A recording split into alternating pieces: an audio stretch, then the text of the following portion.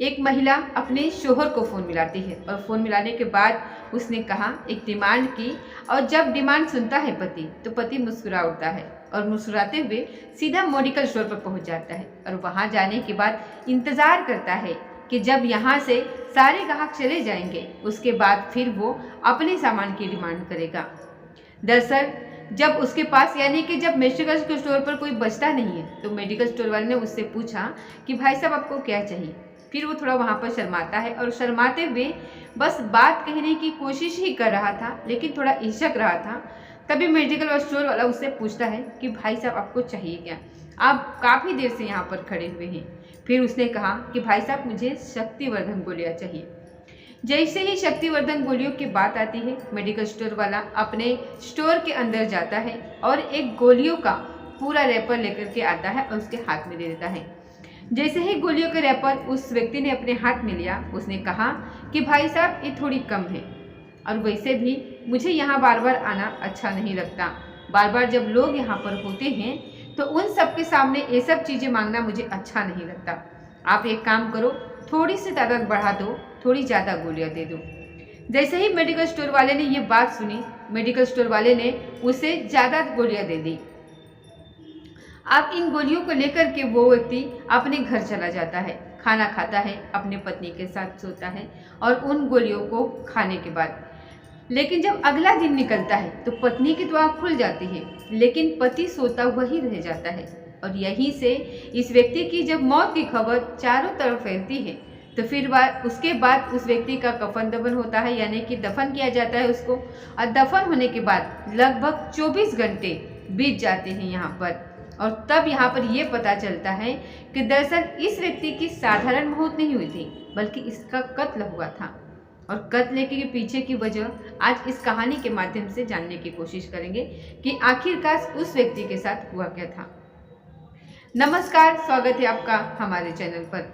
आज की जो सच्ची घटना मैं आपको सुनाने जा रही हूँ, ये सच्ची घटना है उत्तर प्रदेश के कानपुर का एक थाना लगता है बिठूर, और बिठूर थाना क्षेत्र का एक मोहल्ला लगता है ध्रुवनगर।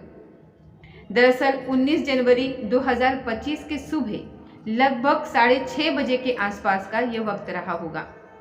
ये घर से बहुत ज़्यादा जोर जोर से रोने की, चीखने की आवाज़ें आ रही थी बाहर।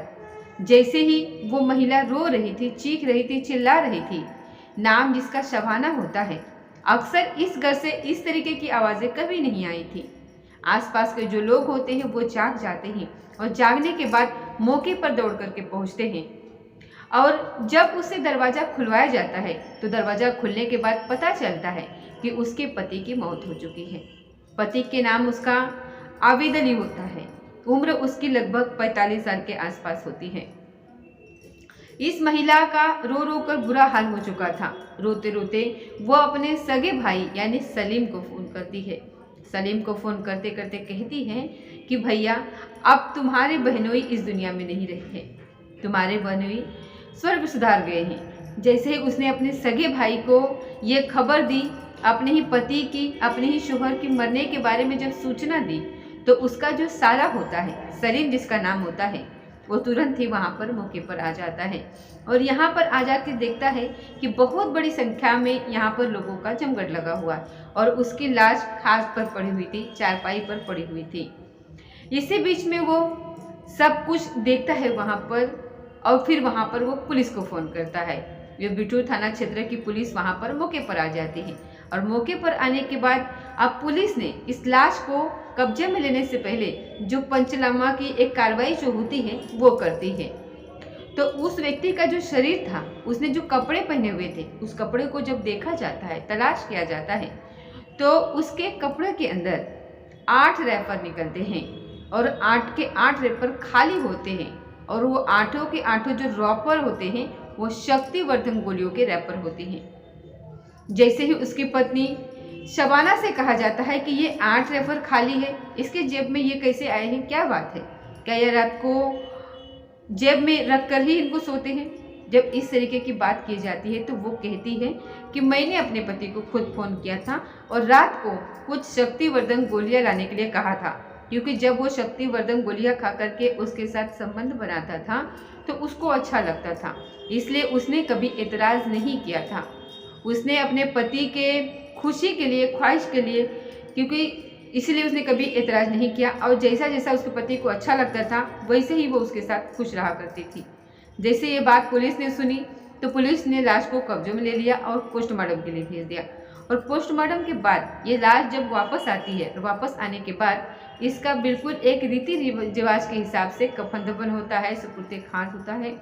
सुपुर्दे खाक में बहुत बड़ी संख्या में लोग आते हैं, लेकिन ये खबर बहुत ही आग की तरह फैल जाती है कि एक व्यक्ति ने बहुत ही ज़्यादा तादाद में शक्तिवर्धक गोलियों का सेवन कर लिया था और उस गोलियों को खाने की वजह से उसकी मौत हो गई। अब इसके लगभग 24 घंटे बीत जाते हैं और 24 घंटे का समय बीतता है और पुलिस के पास पोस्टमार्टम की जो रिपोर्ट होती है वो आ जाती है। और पोस्टमार्टम की रिपोर्ट से ये पता चलता है कि इस व्यक्ति की मौत शक्तिवर्धक गोलियां खाने से नहीं हुई थी, बल्कि इसकी मौत हुई है गला दबाने से। अब गला दबाने की बात पुलिस को हजम नहीं हो रही थी, पुलिस सोचने पर मजबूर हो जाती है। तभी पुलिस सलीम को फ़ोन करती है, जो अविद का साला होता है। उससे पूछा जाता है कि ये क्या मामला है, यानी कि पोस्टमार्टम रिपोर्ट के अंदर गला दबाने की खबर, मतलब की बात आई है। आखिरकार इनका कौन गला दबाएगा और क्यों गला दबाएगा? जब इसके बारे में पूछा जाता है तो बताया जाता है कि ये उत्तर प्रदेश के जिला औरैया का एक इलाका लगता है देवियापुर। ये देवियापुर के रहने वाले होते हैं। अब से लगभग 20 साल पहले इन्होंने अपने उस इलाकों को, देवियापुर को छोड़ने के बाद इस सीधा कानपुर आए थे और कानपुर के बिठूर थाना क्षेत्र के मोहल्ला ध्रुव नगर में अपना मकान बनाते हैं और यहीं रहने लगते हैं।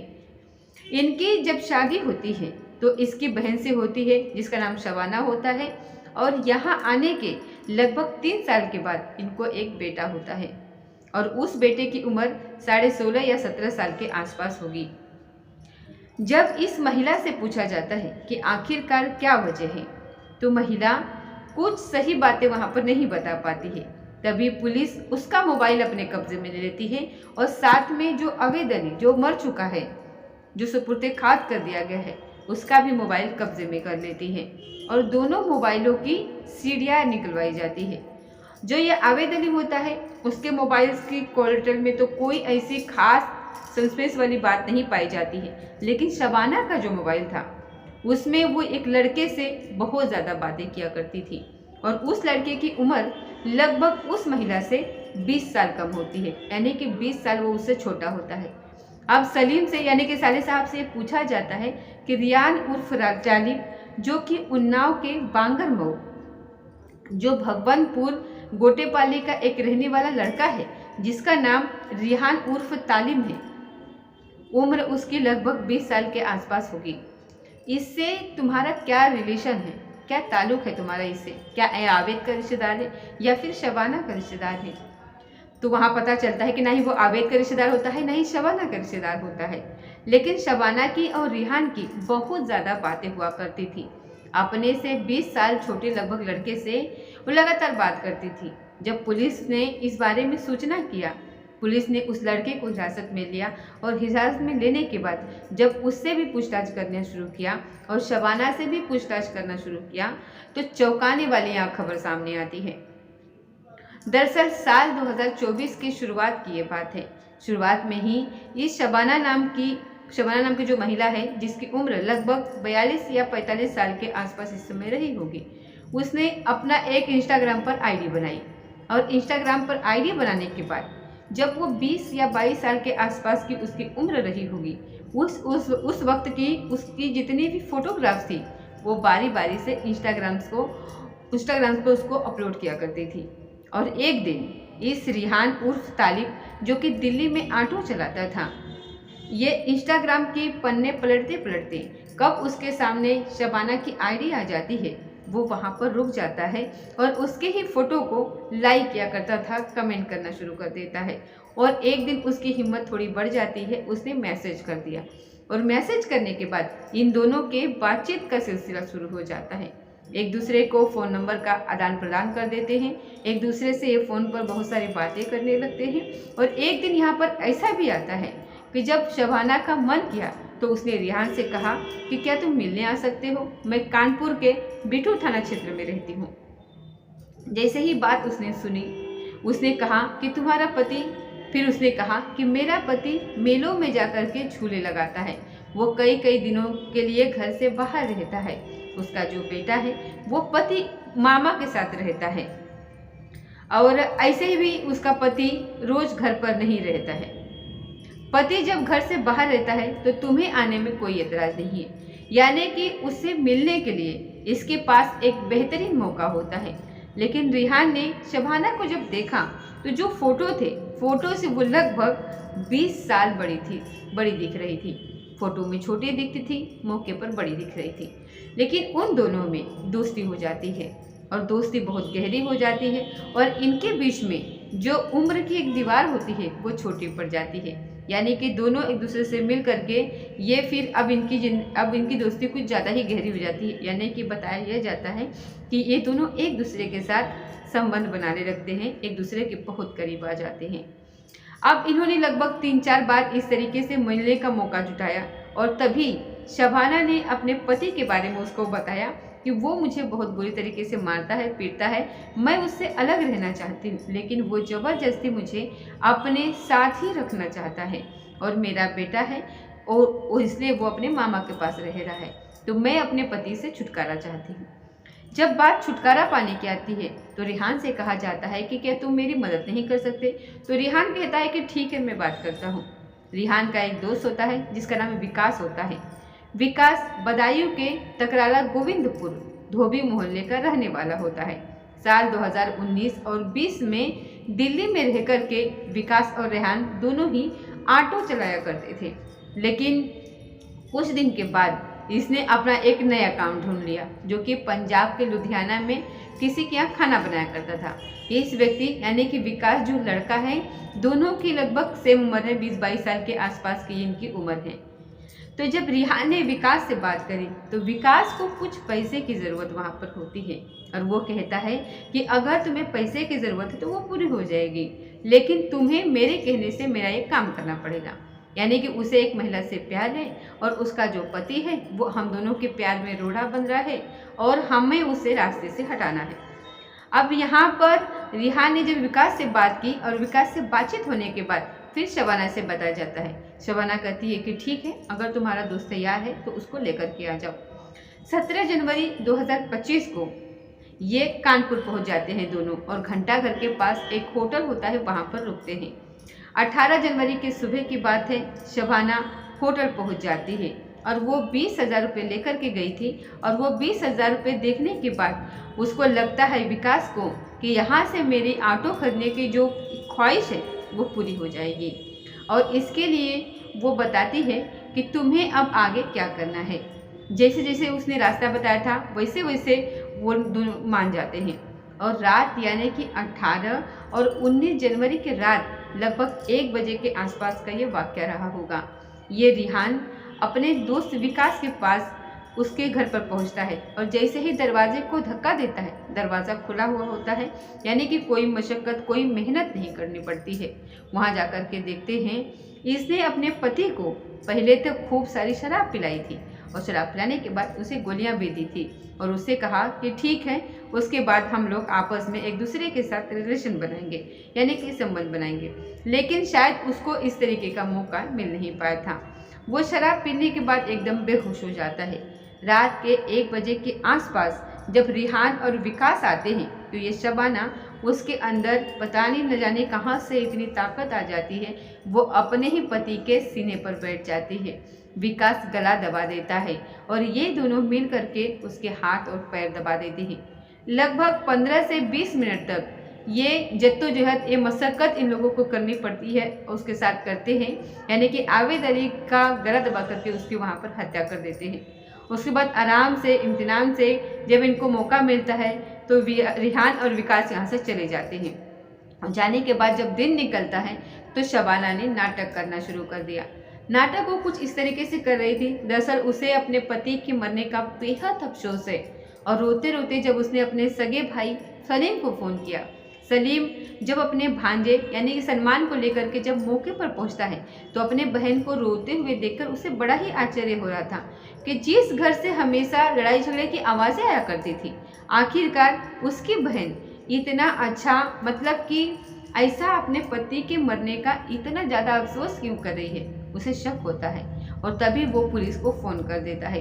यानी कि सलीम फ़ोन करके पुलिस को मौके पर बुलाता है और उसको पहले ही वक्त से ये लग रहा था कि कहीं न कहीं उसके बहन का कुछ न कुछ इसमें झोल है। सलीम के तहरीर के आधार पर एफआईआर दर्ज होती है। पुलिस इन तीनों को यानी कि शबाना, रिहान और विकास, इन तीनों को गिरफ्तार करती है और 22 जनवरी 2025 को गिरफ्तार करने के बाद इन तीनों को जेल भेज देती है। और जब इस घटनाक्रम का खुलासा होता है, पुलिस जब मीडिया को ये बात बताती है, मीडिया के सामने जब पूरी कहानी आती है, तो पहले शक्तिवर्धन गोलियों की बात सामने आई थी। बाद में पता चलता है कि 20 साल छोटे प्रेमी के साथ मिल करके और प्रेमी ने दोस्त के साथ मिल करके इस महिला के पति की हत्या कर दी। फिलहाल ये लोग जेल में हैं और आगे कब तक जेल में रहेंगे सहज ही अंदाजा लगाया जा सकता है। इसमें एक नहीं 3 जिंदगियां पूरी तरीके से बर्बाद हो चुकी हैं और एक बेटा है। हालांकि बेटा तो पहले से ही अपने मामा के साथ रह रहा था, लेकिन वाकई में उस व्यक्ति यानी सलीम की भी हिम्मत की दाद देनी पड़ेगी, तारीफ करनी पड़ेगी, क्योंकि उसने अपनी ही बहन के खिलाफ उसने मुकदमा दर्ज करवाया और उसको जेल भिजवाने में अहम भूमिका निभाई। दोस्तों, इस पूरे घटनाक्रम को सुनाने का उद्देश्य किसी को परेशान करना नहीं है, किसी का दिल दुखाना नहीं है, बल्कि आपको जागरूक करना है, आपको सचेत करना है। इस महिला को अगर अपने ही पति से अलग होना था तो अलग होने के बहुत सारे रास्ते थे। इस तरीके से जो उसने कदम उठाया था वो वाकई में बहुत भयानक है। शायद आगों की जिंदगी सलाखों के पीछे ही गुजरेगी और सलाखों के पीछे जब अंधेरी कालकोठरी में वो रहेगी, शायद तब जाकर के उसे ये एहसास होगा कि उसने कौन सा अपराध कर दिया है। तो अवैध संबंध बनाने का, गलत रिश्ते बनाने का परिणाम जो है दोस्तों हमेशा गलत ही होता है। तो इसीलिए आपसे यहाँ पर मतलब कि मैं कहना चाहती हूँ कि अगर हमें कोई रिश्ता बनाना है तो उसे जेन्युइन रिश्ता बनाना चाहिए। गलत रिश्ते बनाने से हमेशा उसका परिणाम गलत ही होता है। अगर आपको किसी से अलग होना है तो उसे कानूनी प्रक्रिया से बहुत सारे रास्ते हैं, उससे आप लोग अलग हो सकते हैं। इस तरीके से गलत कदम उठाने की ज़रूरत नहीं है। गलत कदम उठाने से इसका परिणाम हमेशा गलत ही निकलता है। तो दोस्तों, ये थी आज की सच्ची घटना। मिलते हैं अगले किसी सच्ची घटना के साथ। तब तक जय हिंद, जय भारत।